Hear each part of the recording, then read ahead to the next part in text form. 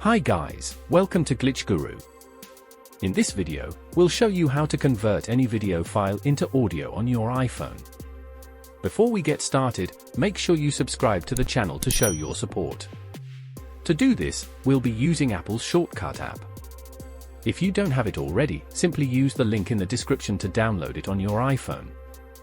Now, tap the plus icon in the top right corner. Here, tap the arrow icon in the top right corner. Then, select Rename. Now, give your shortcut a name so that you can identify it easily. I will just rename it Convert for this example. Now, close this Actions panel and tap this info icon at the bottom. Here, enable this Show in Share Sheet option. Then, tap Done in the top right corner. Now, tap this option next to Receive. In this window, tap the Clear option to turn off all the toggles. Then, enable just the media toggle and then tap Done in the top right corner. After this, open the Actions panel by swiping up from the bottom of the screen. In the search menu, type Encode and you will see this Encode Media option. Then, tap on it. Now, tap this tiny arrow next to Shortcut Input to expand the action. Here, enable the Audio Only toggle.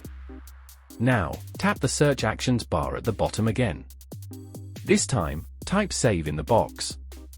Then, select this Save File option. Now, tap the tiny arrow next to Save Encoded Media action. After that, enable the Ask Where to Save File toggle.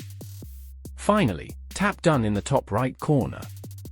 Once your shortcut is set up, just open any video on your iPhone from which you want to extract the audio. Tap this Share icon in the bottom left corner.